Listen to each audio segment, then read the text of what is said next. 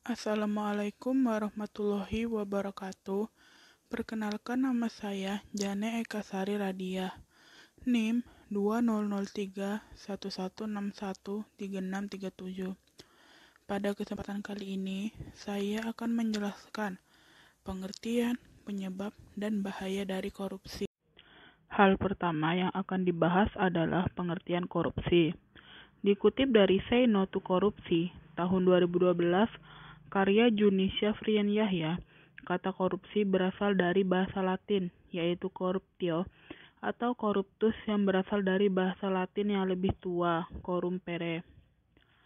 Istilah korupsi dalam bahasa Inggris yaitu corruption dan corrupt. Dalam bahasa Prancis, corruption, dan dalam bahasa Belanda, corruptie, yang menjadi kata korupsi dalam bahasa Indonesia. Henry Campbell Black dalam Black's Law Dictionary menjabarkan korupsi adalah perbuatan yang dilakukan dengan maksud memberikan beberapa keuntungan yang bertentangan dengan tugas dan hak orang lain. Perbuatan seorang pejabat atau seorang pemegang kepercayaan yang secara bertentangan dengan hukum, secara keliru menggunakan kekuasaannya untuk mendapatkan keuntungan untuk dirinya sendiri atau untuk orang lain, bertentangan dengan tugas dan hak orang lain. Hal kedua yang akan dibahas adalah penyebab korupsi. Ada beberapa teori yang mengemukakan penyebab orang melakukan korupsi, yaitu yang pertama, menurut teori triangle fraud yang dikemukakan oleh Donald R. Krause. Ada 3 penyebab mengapa orang korupsi, yaitu adanya tekanan atau pressure, kesempatan atau opportunity, dan rasionalisasi atau rationalization. Yang kedua adalah teori Ghosn yang dikemukakan oleh Jack Boulogne.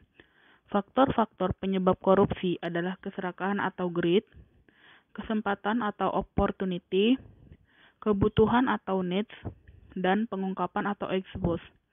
Yang ketiga adalah teori CDMA yang dikemukakan oleh Klitgard.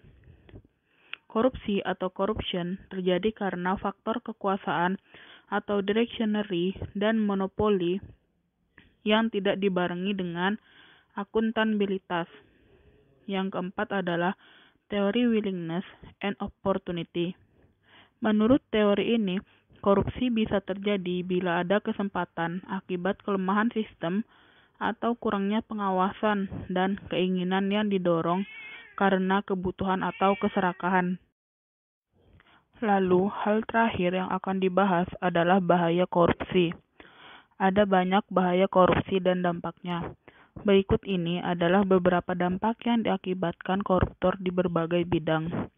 Yang pertama adalah ketidakseimbangan finansial negara.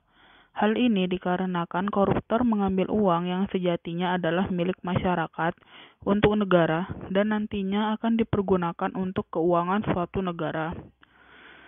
Yang kedua adalah mengganggu stabilitas umum. Stabilitas umum dapat terganggu karena dampak korupsi. Dapat dijumpai bahwa sekelompok massa melakukan demonstrasi agar pelaku tindak pidana korupsi dihukum dengan hukuman yang paling berat. Di sini stabilitas umum sudah dapat dikatakan terganggu. Yang ketiga adalah fasilitas yang dibedakan. Permasalahan lainnya akibat dari adanya korupsi dalam bidang kesehatan adalah terkait fasilitas. Pemerintah yang tidak menyamaratakan semua itu terjadi karena sesuai keinginan dan kemampuan seseorang dalam membayar. Misalnya saja, penanganan terhadap si miskin pasti akan berbeda dengan orang yang lebih kaya.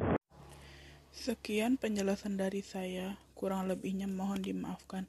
Wassalamualaikum warahmatullahi wabarakatuh.